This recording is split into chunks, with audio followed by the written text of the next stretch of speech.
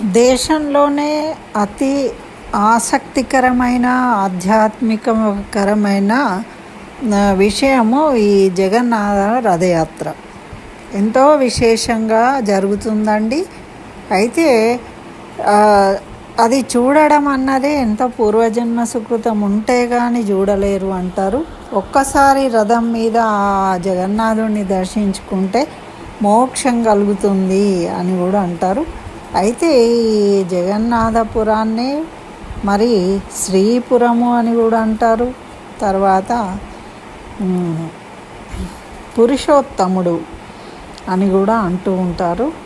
అయితే అటువంటి ఈ జగన్నాథుని రథాలు విశేషమే.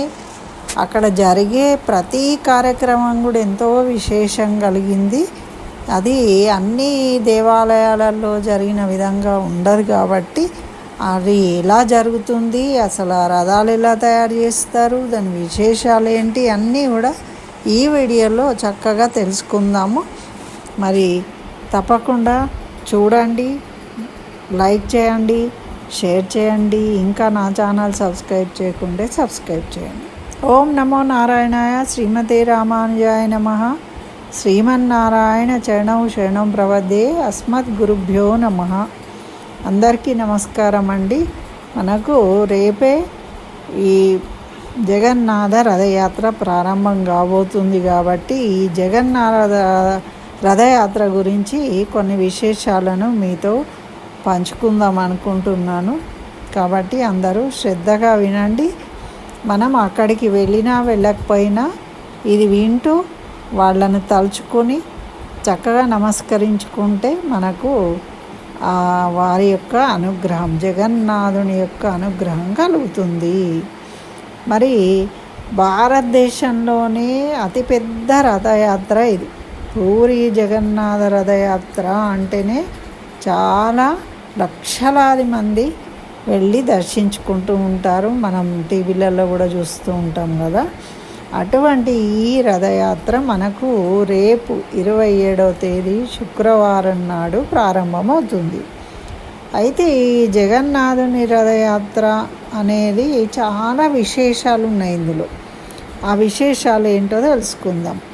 అయితే ఇది ఒడిస్సా రాజధాని భువనేశ్వర్లో నుంచి 60 కిలోమీటర్ల దూరంలో ఉంటుంది. ఇది పూరి జగన్నాథ క్షేత్రం కదా. అయితే ఇది చార్ధామ్లో ఒకటనమాట. ఇది బద్రీనాథ్, అమర్నాథ్ వాటిలో ఇది ఒక పూరి జగన్నాథ్ అన్నది. అయితే ఇందులో జరిగే ఉత్సవాలన్నిటికన్నా ముఖ్యమైనది జగన్నాథ రథయాత్ర. రోజు ఏవేవో జరుగుతూ ఉంటాయి. అయితే ఈ రథయాత్ర అనేది చాలా గొప్ప విశేషమైనది అన్నమాట. ఇది 12 రోజుల పాటు జరుగుతుంది. అయితే ఈ రథయాత్ర ఆషాఢ శుద్ధ విధియ అంటే మనకు రేపు జూన్ 27వ తారీఖు మొదలవుతుందన్నమాట. అయితే ఇక్కడ ఈ 12 రోజుల పాటు కొనసాగుతూ ఉంటుంది ఉత్సవము. కేవలం రథయాత్రనే 12 రోజులు జరుగుతుందండి ఇక్కడ. అది ప్రత్యేకత అన్నమాట. భక్తుల దగ్గరికి భగవంతుడు బయలుదేరుతాడనమాట. అయితే ఎక్కడైనా ఆలయాలలో మనం చాలా చోట్ల చూస్తాం కదా, అది ఉత్సవ విగ్రహాలను రథాల మీద కూర్చోబెట్టి వేంచేపు చేసి రథాలను తీసుకువెళ్తూ ఉంటారు ఊరేగింపుగా. అయితే ఇక్కడ మాత్రము జగన్నాథుని రథయాత్రలో జగన్నాథ స్వామి, బలభద్రుడు, సుభద్రలతో సహా మొత్తం అంటే మూల పెరుమాళ్ళే వచ్చి రథం మీద కూర్చొని దర్శనమిస్తాడనమాట. అంటే అప్పుడు గుడిలో దేవతలు ఉండరు. ఇక ఈ రథయాత్ర జరిగినప్పుడు దేవాలయంలో దేవుళ్ళు ఉండరన్నమాట. అది ప్రత్యేకం ఇక్కడ. సాక్షాత్తు ఆ మూల పెరుమాళ్ళు ఎవరు ఉంటారో వాళ్ళనే ఇక్కడ వేంచేపు చేస్తారన్నమాట ఈ రథయాత్రలో. అయితే ఈ విగ్రహాలే పాల్గొనడం అనేది ఇక్కడ విశేషం. మరి కాబట్టి ఇది చాలా అపురూపంగా భావిస్తారన్నమాట. మరి ఇట్లా రథాలు కూడా ప్రతి సంవత్సరము తయారు చేయరు ఎక్కడ కూడా. ఒక రథం తయారు చేసి ఉంటే అది పాడైతేనే ఇంకోటి కొత్త తయారు చేయడం అనేది ఉంటుంది, కానీ ప్రతి సంవత్సరం తయారు చేయడం ఉండదు. కానీ ఈ పూరి జగన్నాథులో మాత్రము 3 రథాలు ఉంటాయి కదా. జగన్నాథుడికి ఒక రథము, సుభద్రకు ఒక రథము, బలరాముడికి ఒక రథం. ఈ 3 రథాలను కూడా ప్రతి సంవత్సరం కొత్తవి తయారు చేస్తారనమాట. ఎప్పుడు ఏ సంవత్సరానికి ఆ సంవత్సరమే ప్రారంభం. మరి ఇవి ఎట్లా అంటే వాటికి చాలా లెక్కలు నియమంగా చేస్తారన్నమాట. ఇది వైశాఖ బహుళ విధియ రోజు రథ నిర్మాణానికి కావాల్సిన చెక్కలు తీసుకురావడానికి అప్పుడు ఆదేశాలు ఇస్తారన్నమాట. ఆ రోజు నుండి ప్రధాన పూజారి దానికి అవసరమైన వృక్షాలు ఎక్కడున్నాయి ఏంటి అన్నీ ప్రారంభిస్తారు వెతకడం. అట్లా ఆ వృక్షాలను 1072 ముక్కలుగా తీసుకొని వస్తారట, కొట్టి వాటిని. మళ్ళీ తీసుకొచ్చిన తర్వాత వాటిని రథాలు చేయడానికి 2188 ముక్కలు ఖండిస్తారు. అంటే అన్ని లెక్క ప్రకారం జరుగుతాయి అన్నమాట. అయితే ఇందులో 3 రథాలలో జగన్నాథునికి చేసే రథానికేమో 832 ముక్కలు తోని రథం తయారు చేస్తారు. అదేవిధంగా బలభద్రుడికేమో 763 కాండాలను బలరాముడి రథం తయారు చేయడానికి ఉపయోగిస్తారు. మరి 593 ముక్కలనేమో సుభద్రాదేవి రథానికి ఉపయోగిస్తారన్నమాట. అంటే ఒక్కొక్కటి ఒక్కో సైజులో ఉంటుంది. దానికి ఎన్నెన్ని ముక్కలు పెట్టాలి అనేది అన్నీ కూడా విశేషమే ఇక్కడ. ఇట్లా వీళ్ళు 9 మంది ముఖ్యమైన శిల్పులు వస్తారు ఈ తయారు చేయడానికి. దాంట్లో సహాయకులు 125 మంది ఉంటారట. వీళ్ళందరూ కూడా ఎప్పుడు ప్రారంభిస్తారు అంటే అక్షయ తృతీయ నాడు ఈ రథాన్ని నిర్మించడం అనేది మొదలు పెట్టి ఆషాఢ శుద్ధ పాడ్యమి అంటే ఈ రోజుకు అయిపోయింది, ఈరోజు పొద్దున్నే అయిపోయింది అన్నమాట. ఈ ఆషాఢ శుద్ధ పాడ్యమి రోజుకు అయిపోతుంది. విధి అనే రోజు రథయాత్ర ప్రారంభమవుతుంది. ఇట్లా ప్రతి సంవత్సరం కూడా తయారు చేస్తారు. అయితే వీటికి ప్రత్యేకమైన పేర్లు కూడా ఉన్నాయి. జగన్నాథుడి రథాన్నేమో నందిఘోష అని పిలుస్తారు, బలభద్రుడి రథాన్నేమో తాళధ్వజము అని పిలుస్తారు, సుభద్రాదేవి రథాన్నేమో పద్మధ్వజం అని పిలుస్తారు అన్నమాట. అంటే రథాలకు కూడా సపరేట్గా నామాలు ఉన్నాయి. మరి ప్రతి రథానికి 250 అడుగుల పొడవు, 8 అంగుళాల మందమున్న తాళ్లను కడతారు. రథం కదా అండి, లాగడానికి మంచి మందమైన పొడవైన తాళ్లను కడతారనమాట. కట్టి వీటిని ఎక్కడి నుంచి ప్రారంభిస్తారు అంటే ఆలయం తూర్పు భాగంలో ఉండే సింహద్వారానికి ఎదురుగా ఉత్తరముఖంగా ఈ 3 రథాలను అక్కడ నించోబెడతారు ఫస్ట్ తీసుకొచ్చి. తర్వాత శాస్త్రోక్తంగా దానికి కావాల్సిన విధి విధానాలు ఉంటాయి. అప్పుడు రథయాత్ర మొదటి రోజు అంటే రేపు శుక్రవారం మేళతాళాలతోని గర్భగుడిలోకి వెళ్ళి పూజలు చేస్తారు. ముందు మూల విగ్రహాలకు పొద్దున ఉదయం పూజలు చేస్తారు. చేసిన తర్వాత వాళ్ళకి శుభ ముహూర్తం పెట్టుకుంటారు కదా విధియ ప్రారంభమైనప్పుడు. అయితే అక్కడ ఏం చేస్తారు అంటే మణిమా అంటే జగన్నాథ అని పెద్దగా అరుచుకుంటూ ఆ విగ్రహాలను తీసే ప్రయత్నం చేస్తారన్నమాట. అట్లా ఆలయ ప్రాంగణంలోని ఆ విగ్రహాలను కదిలిస్తారు. ముందు ఆ పీఠం నుండి కదిలించి ఆనంద బజారు అరుణ స్తంభం నుంచి ఊరేగిస్తూ బయటికి తీసుకొస్తారు అన్నమాట అక్కడి నుంచి. అయితే ఇప్పుడు అందరు భక్తులు జై జగన్నాథ్ అనుకుంటూ అరుచుకుంటూ దాని వెంట నడుస్తూ ఉంటారు. అయితే ఈ ఊరేగింపు దాదాపు 5.5 అడుగులు ఎత్తుండే బలరాముడి విగ్రహాన్ని తీసుకొస్తారు. ముందు పెద్ద ఆయన బలరాముడు కదా, అందుకని బలరాముడి విగ్రహాన్ని తీసుకొస్తారు. తర్వాతనేమో తాళధ్వజంపై ఈయనను ప్రతిష్ఠింపజేసిన తర్వాత సుభద్ర ఆయనకు తీసుకొచ్చేటప్పుడు అన్ని ఆభరణాలు అన్నీ ఉంటాయి, తలపాగా అన్నీ. ఇక్కడ ప్రతిష్ఠింపజేసిన తర్వాత ఏం చేస్తారు, అవన్నీ తీసి భక్తులకు పంచిపెడతారట. అట్లా వాటిని అందుకోవడం అదృష్టంగా భావిస్తారు. మన దగ్గర కూడా పూలదండలు విసురుతూ ఉంటే అందరం పట్టుకుంటాం కదా. ఏదో ఆ భగవంతుడిది మనకు అది దొరికితే మనకేదో లాభము అని సంతోషం కలుగుతుందన్నమాట. అట్లా భక్తులు పోటీ పడుతూ ఉంటారు దానికోసం. అదేవిధంగా ఇప్పుడు మళ్ళీ తర్వాత ఏం చేస్తారంటే సుభద్రాదేవి విగ్రహాన్ని తీసుకొస్తారు. మళ్ళీ ఊరేగింపుగా తీసుకొచ్చి పద్మధ్వజం అనే రథం మీద ప్రతిష్ఠింపజేస్తారు.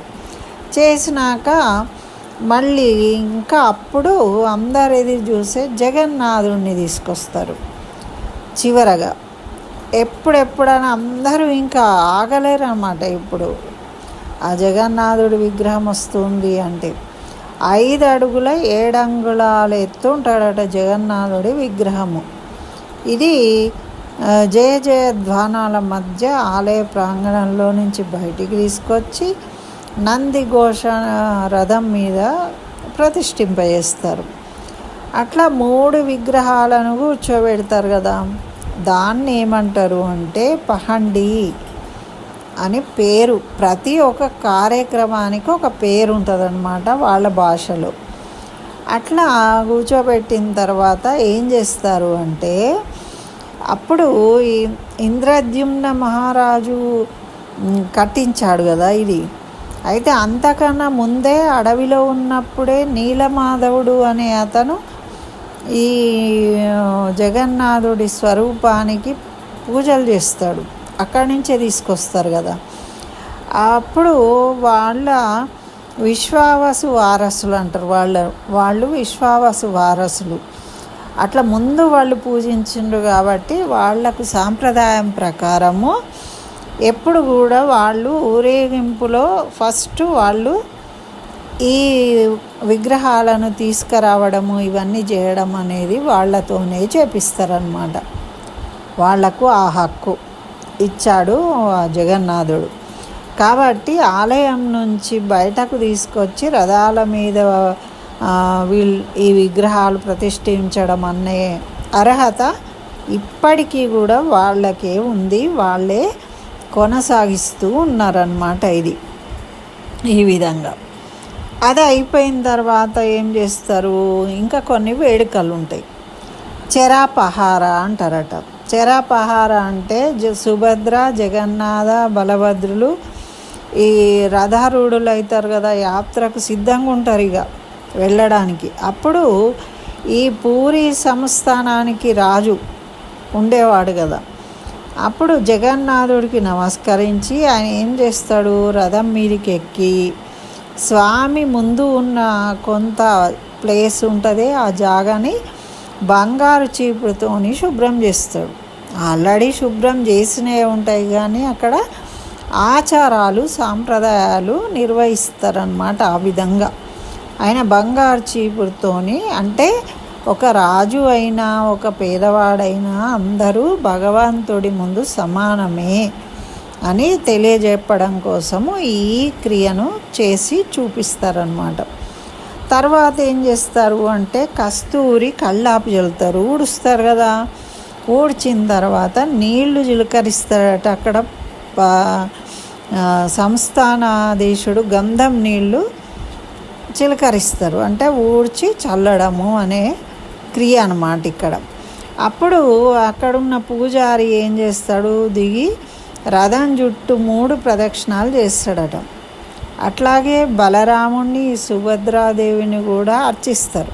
అంటే 3 రథాలు సపరేట్ ఉంటాయి కాబట్టి 3 రథాల్లో కూడా ఈ విధంగా ఊరవడము, బంగారు చీపుడుతోని గంధం నీళ్ళు కల్లాపి జల్లి దాని చుట్టూ 3 ప్రదక్షిణాలు చేయడం అనేది ఇక్కడ ఈ సంస్థానాధీశులు ఎవరు ఉంటారో వాళ్ళ తరం వాళ్ళు చేస్తారు. ఇక ఇంకేముంది, జగన్నాథుడి రథయాత్ర సిద్ధమైపోయింది. ఈ జగన్నాథుని రథం మీద ఉండే ప్రధాన పూజారి ఆయన ఆదేశిస్తాడు. ఆదేశించగానే జై జగన్నాథ అనుకుంటూ అరుచుకుంటూ అందరూ ఉత్సాహంగా వాటిని లాగుతూ ఉంటారు.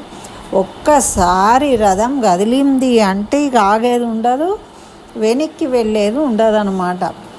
ఎందుకు అంటే అక్కడ ఏది అడ్డొచ్చినా కూడా, అందుకే శ్రీశ్రీ గారు రాసింది కదా, వస్తున్నాయి జగన్నాథ రథచక్రాలు వస్తున్నాయి అంటే అది ఆగదు. దాని కింద మనుషులు పడిపోయినా ఏమైనా కూడా రథచక్రాలు ఆగవన్నమాట, వెళ్ళిపోతూనే ఉంటాయి. ఏమన్నా అడ్డొచ్చినా సరే తొలగించుకుంటూ తీసుకెళ్తారట. ఏవైనా పొరపాటున ఏమైనా కట్టడాలు అట్లాంటివి తెలియక అడ్డు వచ్చినా కూడా వాటిని తొలగించి ముందుకు వెళ్ళాల్సిందే కానీ రథాన్ని పక్కకు జరపడం కానీ వెనక్కి తీసుకోవడం కానీ జరగదట. ఇప్పటి వరకు ఆ విధంగా జరగలేదు. అంత విశేషం అన్నమాట. కానీ ఇదేమన్నా అంత స్పీడ్గా వెళ్తుందా అంటే కాదు, మందగమనంతోనే వెళ్తుంది. ఎంత మందగమనం అంటే ఎంత నెమ్మదిగా పోతుందంటే 3 మైళ్ళ దూరంలో గుండీచా గుడి ఉంటుంది. అక్కడికి పోవడానికి 12 గంటలు పడుతుందట. అంత నెమ్మదిగా పోతుంది అన్నమాట. అక్కడ గుండీచా ఆలయానికి చేరుకున్నాక ఆ రాత్రి అక్కడ బయటనే ఉంటారు. బయటనే ఆ రథాలు ఆపుకొని అందరూ అక్కడే నిద్రిస్తారనమాట. ఆలయానికి చేరుకొని మూల విరాట్లకు విశ్రాంతిస్తారు. ఇంకా ఆ గుడి ముందే ఆపేస్తారు. ఉదయం లేచిన తర్వాత అప్పుడు మేళతాళాలతోని ఈ విగ్రహాలను ఆ గుడి లోపలికి తీసుకుపోతారట. అక్కడ వారం రోజుల పాటు ఆ గుండీచా దేవి అంటే ఈ కృష్ణుడి వాళ్ళ మేనత్త అన్నమాట, ఆమె ఆతిథ్యం స్వీకరిస్తారు వీళ్ళు. అక్కడ హాయిగా అంటే అమ్మమ్మ గారింటికి వెళ్ళి ఆ మేనత్త వండి పెట్టితే తినుకుంటూ ఉంటారనమాట కృష్ణుడు, బలరాముడు, సుభద్ర. అట్లా దశమి రోజు వరకు అక్కడ వారం రోజులు ఉంటారు. ఉండి అక్కడ దశమి నాడు తిరుగు ప్రయాణం మొదలు పెడతారు. పెట్టి దీన్ని ఏమంటారు, బహుదా యాత్ర అంటారట. మరి ఆ రోజు మధ్యాహ్నానికే ఈ 3 రథాలు వచ్చేస్తాయి దశమి రోజే. కానీ లోపలికి వెళ్ళవు విగ్రహాలు, అక్కడ బయటనే ఉంచుతారు. మళ్ళీ తెల్లవారి ఆషాఢ శుద్ధ ఏకాదశి వస్తుంది కదా, తొలి ఏకాదశి అంటాం మనం. ఆ ఏకాదశి రోజు ఈ స్వామి వాళ్ళను బంగారు ఆభరణాలతోని అలంకరించి మళ్ళీ లోపలికి వేంచేపు చేస్తారనమాట. ఈ వేడుకను చూడడానికి చాలామంది వస్తారు. ఎందుకంటే అవి తిరిగి మళ్ళీ ఆలయానికి వస్తాయి. ద్వాదశి నాడు విగ్రహాలను మళ్ళీ గర్భగుడిలోకి, అంటే చూడండి ఏకాదశి రోజు ఆ రథాల మీద ఆ గుడి ముందే ఉంటాయి ఈ 3 విగ్రహాలు కూడా. అక్కడి నుంచే దర్శించుకుంటారు అందరూ కూడా. అంటే ప్రజల కోసం తనే బయటకు వచ్చి దర్శనం ఇస్తాడు భగవంతుడు అన్నమాట. అట్లా అప్పుడు ద్వాదశి రోజు విగ్రహాలను మళ్ళీ గర్భగుడిలోకి తీసుకెళ్ళి రత్న సింహాసనం మీద అలంకరింపజేస్తారు. ఇట్లా మొత్తం యాత్ర పూర్తవుతుందన్నమాట. ఇది మొత్తం 10 రోజులు జరిగింది. ఈ స్వామి లేని ఆలయం ఉన్నా కూడా అక్కడ ఎప్పుడూ రద్దీగానే ఉంటుందట, అందరూ వస్తూనే ఉంటారట. మరి జగన్నాథుని రథయాత్ర చూడడం అనేది పూర్వజన్మ సుకృతం ఉంటే కానీ జరగదు. మరి ఒక్కసారి రథం మీద ఆ జగన్నాథుడిని దర్శించిన వాళ్లకు మోక్షం కలుగుతుంది. అది మోక్షపురి అని మనకు పురాణాలు తెలియజేస్తున్నాయి. కాబట్టి మనందరికీ కూడా చక్కగా, అంటే ఇప్పటివరకు వెళ్ళని వాళ్ళందరూ కూడా ఈసారి ఇది విందాము, మనసులో స్మరించుకుందాము. మరి ఆ భగవంతుడు, ఆ జగన్నాథుడు మనందరికీ ఆ రథం మీద జగన్నాథుడిని దర్శించుకునే అదృష్టం కలిగించాలి అని కోరుకుందాం. స్వస్తి. జై శ్రీమన్నారాయణ. సర్వం శ్రీకృష్ణ చరణారవిందార్పణమస్తు.